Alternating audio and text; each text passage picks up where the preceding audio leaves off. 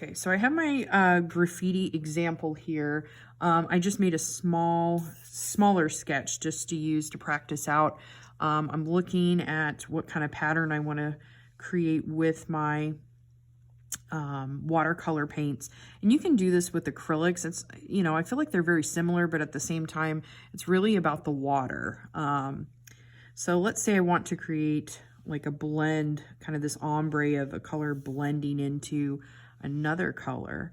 And remember, the unique thing about watercolors is I just love how you can blend them together or have them bleed into one another. But remember, that paint is not going to go anywhere that you don't apply it with the brush or if it's dry. So, you know, however much paint you put on there, it's not going to go outside the lines unless it's wet. So I'm just going to kind of start with adding some of the color, and you kind of control the darkness or lightness. I don't so much add like white paint to my blue to get it to be a light blue as I try and control the amount of water. So if I really want like a light blue, I just make sure to add a lot more water. See, this has less water in my brush, so it's just naturally going to be darker. So I just like to create a nice little wash. I just kind of take my time, and as it's wet, you can blend it. Now, if it dries and then I go to put more paint on it, you can do that, especially if you want to darken it, but just be aware it's not going to blend and bleed together if it's dried. Because like all art mediums, it's about layers. So if you apply this and you're like, hey, you know, I still want this to be a little bit darker, you can certainly keep adding more. But you just may have to let it dry depending on the paint and water ratio.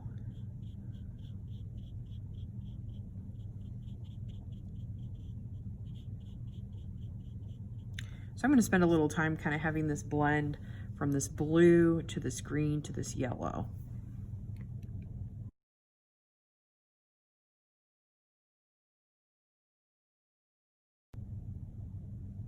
So as I'm applying the paint, I started mixing in my next color. The great thing about watercolors, they're just naturally gonna kind of run together, but the area that I want to transition from the blue to the green, they need to mix kind of in the center. So I started out with that blue, and then I'm bringing it out, and that's when I started adding a green to it. So they're kind of blending in the middle. Eventually, when I start getting a little further out, I should only have the green in my brush. And let's say, you know, I go outside the lines. A lot of time what I'll do is keep like an extra brush and I will soak it up. A lot of times I can, you know, take some fresh water and just kind of add a little water to it and blot it. So just be aware that if you do make a mistake, you know, something gets out of line, you know, you can blot it and pull it back up. But then you want to let it dry so that more color pigment doesn't end up bleeding into it. A lot of people think once it's there, they can't pull it back up, and if you get it before it dries, now it may still stain the paper a little bit, but you can still pull most of it up. And then they do have a white watercolor. I like to go back over it later if there's some staining that's been done. I take the white and just kind of go around the edges or go over a little bit those areas that maybe got some stain on it. All right, so now I'm gonna start adding a little bit lighter green. I'm just kind of applying my brush strokes in the same direction because as long as it's wet, it'll start evening out and kind of smooth out. You'll still get a little bit of a texture. Don't expect things to be completely smooth. You know, the water is soaking it up, so sometimes you'll get a little bit of the paper coming through. And if you don't like that, sometimes that is a good choice to use acrylics, but too, you can go back later after it dries and put some more layers too. So I'm gonna just have this kind of fade to the yellow. So those edges, that's what I like about the rounded tip brush. It's really great for these angles. Now I'm going to start adding the yellow. Don't be afraid to like turn your paper so that your hand has an even flow. You know, if your hand is feeling awkward with the direction that you're working, then turn the paper, because if your hand feels awkward, it's going to show in your marks. And I usually keep my supplies to the right of me. That way, if I'm writing, I have everything on the left, and I'm constantly reaching over my work. So I always try and keep it on the right side, and I always keep a paper towel in my opposite hand. That way I can clean my brush as I work. Adding a little bit of water to my palette.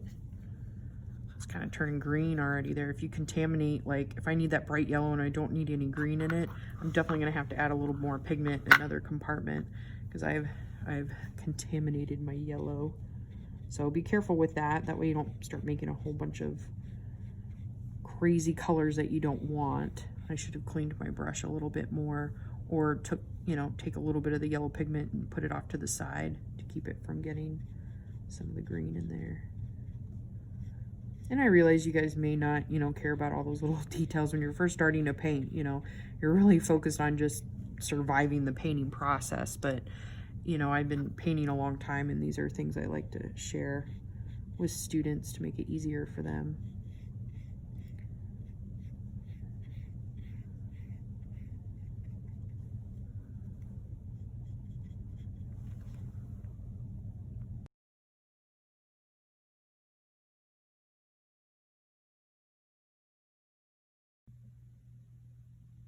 So now I would like to add to the background. I highly suggest letting this dry. If you're finished with your lettering, let it dry, and then, unless you're wanting the lettering to blend and bleed into the background, but I'm wanting to control that. So I'm just going to be really careful just for time's sake. Let's pretend that this is dry.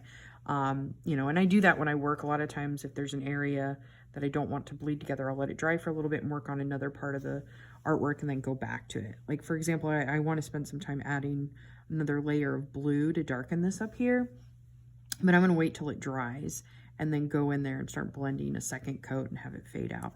But for now, I want to kind of work with the background, and I'm thinking of doing like a wet and wet so that these colors are bleeding. So the first thing I'm going to do is add some clean, clear water to the background.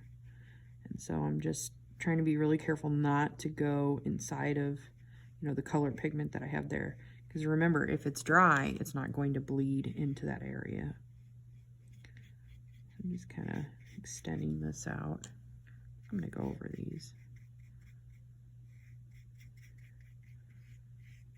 And so now that this is wet, when I go to add the color pigment, the watercolor, when you touch the water, it's going to bleed out.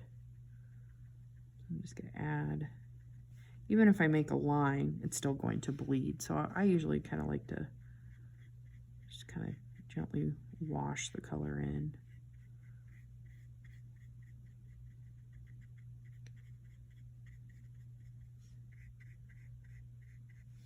Let's make this a little darker. I'm going to add just a touch of blue with this particular purple that I put on. Too much blue. So if I didn't like that, so I'm cleaning up my brush, I'm drying it just a little bit, and now I'm taking my brush and kind of pulling it back up. That was like too much color pigment that I wanted for right now. So I just wet my brush, dry it, pull it up. Dry it, pull it up. There we go. And really, if there's too much paint, then you know to take more water and dilute your paint just a little bit. Versus if there's too much water, make sure you have more paint then. Just doing kind of a thin wash. And as I'm adding colors, I can, put other colors over top and let those start bleeding together. I'm changing colors, I just kind of rinse out my brush.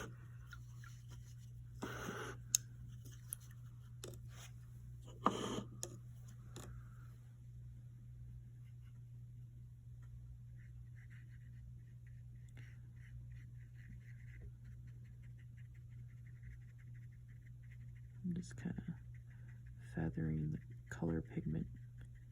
So keep bleeding. Now, as I'm getting further down, I didn't add water down here, and that's okay. So as I'm applying the color, I can add other colors in to get that bleed.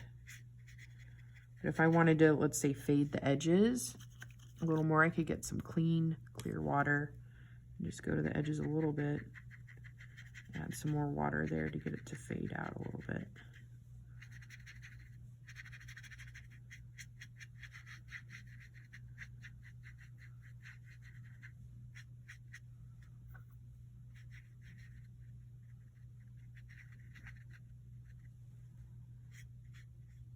All right.